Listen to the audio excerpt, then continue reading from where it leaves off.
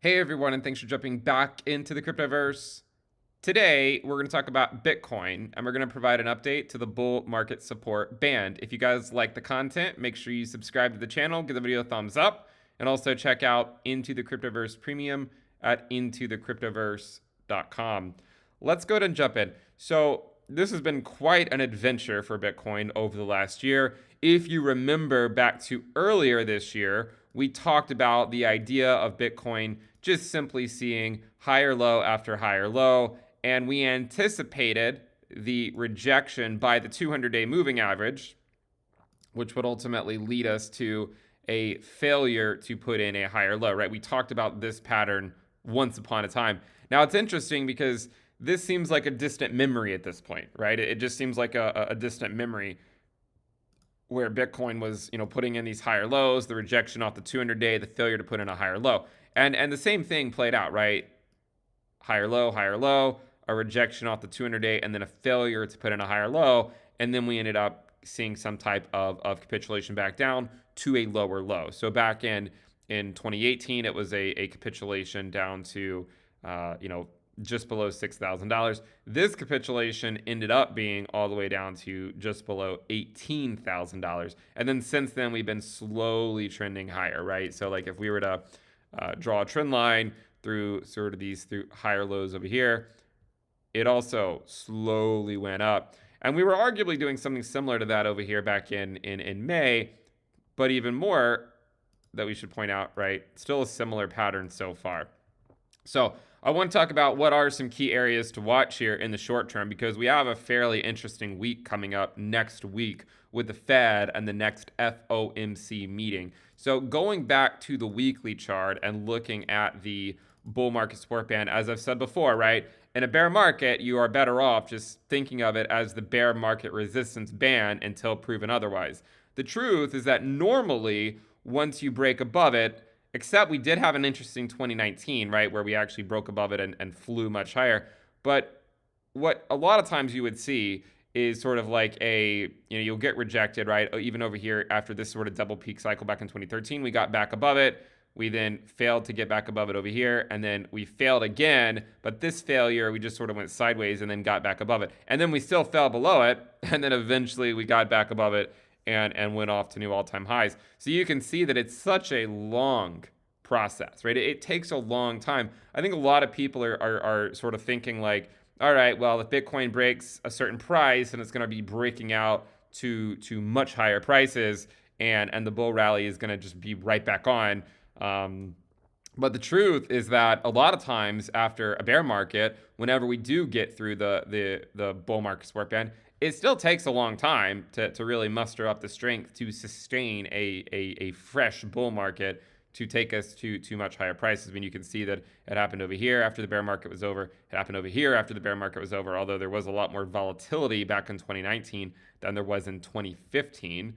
I'm sort of thinking that it's more likely going to play out like this rather than like this. But the truth is, at the end of the day, 2022 is going to play out like 2022, right? It's not going to play out exactly like 2014. It's not going to play out like exactly like 2018. And in a future bear market, we'll be able to look at the 2014, 2018, and 2022 bear market and discuss maybe what it's going to play out, what that bear market will play out like. But it is important to remember that each one will play out differently, no matter how many similarities that you might find. But as of now, the 20-week SMA is coming in at just below $21,000. It's at $20,755.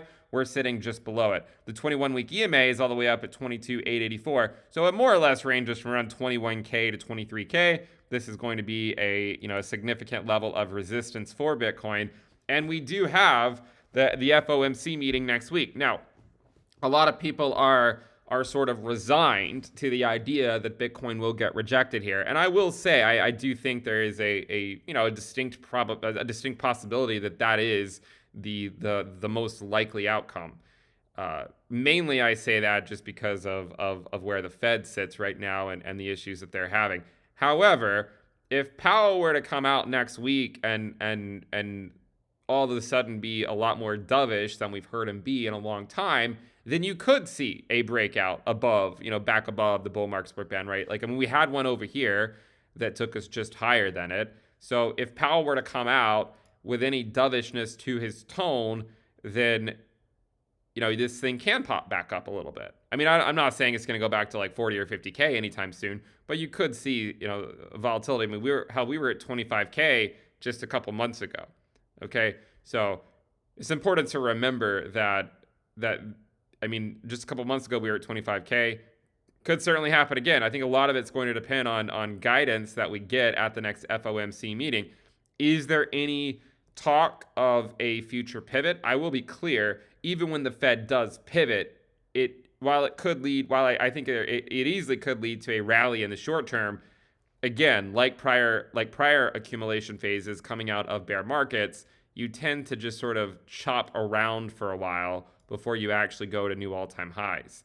And we're still in the process of just figuring out, how long is this phase? Is the bear market over, right? Is the bottom in, or are we going to see another lower low and go down to historic bear market bottoms like we've seen in prior bear markets? Of course, there are some indicators that say the bottom's in. There's other indicators that say it's not in.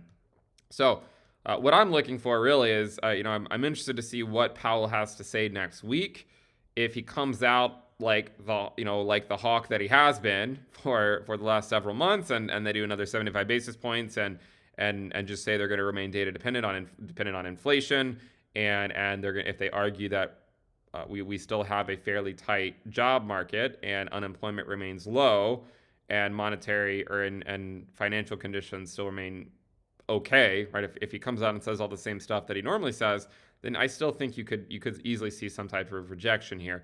If on the other hand he comes out and gives more of a dovish talk, or if they only raise by 50 basis points, which is not the most likely scenario. I mean, markets are pricing in right now. They think it's going to be 75, then it could pop a little bit more. And that is where we should look to the 200-day, right? So if Bitcoin does not simply get rejected in the 21 to 23K range, which it's already made it to, right? If it doesn't get rejected here at the 21 to 23K range, then the next level to watch is the 200-day moving average. I don't really think the 200-day is very important under most circumstances. I've been very clear about that. I just think it's mostly important in a bear market, okay? And getting back above it can help signal a sort of a fresh trend, right? Like this was a very, very brutal bear market in 2018, and we really were unable to get above the 200-day SMA until the following March in 2019. We first got rejected by the 200-day back in March of 2022. And if we get rejected by it again, it currently is coming in at 25K, just over 25K, which also happens to be the prior local top here. So if Powell comes out and he's more dovish than usual, and we rally past the 20-week SMA just like we did over here in March, I think that would be the clear area to watch, right? Like, do we go back up to the 200-day and go back to this supply zone up here? And I mean, there's going to be a lot of resistance there as well, considering the macro conditions. And so even if you do see something like that play out, I still think we're going to be choppy for for quite a long time. And eventually we'll switch back to more of the bullish mindset. But I still would argue that a sustained bull market back to these prices over here is still likely not going to happen for quite a while. I mean, normally you have a bear market year and then you have an accumulation year, and then you go back into the bull market after that. So that's what's happened a lot of times in the past, and I think it continues to make the most sense that you would see some type of sideways action following a bear market. And so, yeah, keep an eye on the bull market support band. Again, it's ranging from that 21 to 23K levels. Specifically, the 20-week is actually at 20,755 or so. Just slightly above where the current price is. And I mean, you can see so far that we've had a fairly quick rally up to it, 6% on the week. We'll see what happens next week. It's always interesting how these things line up, right? You have a pretty big test here right at the same time, right, next week. So our next weekly candle after this one will occur at the next during the week of FOMC, when a lot of people are going to be tuning in to see, is the Fed going to give any type of dovish talk, right? Will Powell give any type of dovish talk at the next FOMC? And if they do, as I said, I mean, could see, could still see further upside. If they don't, then I imagine you would just likely see a fairly swift rejection off of the same level that we've been rejected by in many prior bear markets. So I mean, that's what, it's more or less the discussion I wanted to have. And the other thing to remember too is that the 200 week is also coming up to that prior local top at 25K. The 200 week SMA is actually at just below 24K and continuing to slowly push higher. The 200 week normally offers support in a bear market, right? I mean, historically it's some level of support. This time it's actually been offering resistance. So that would be another resistance level to look at if we actually get a move higher from here. But I think that'll wrap it up. Thank you guys for tuning in.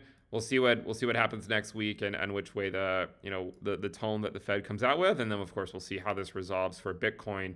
And no matter what happens, I mean, I think people need to have a plan either way, right? I mean, no matter what you think, if you're bearish, if you're bullish, I think you should be hedged for either scenario. Thank you guys for tuning in. Make sure you subscribe, give the video a thumbs up, and we'll see you guys next time. Bye.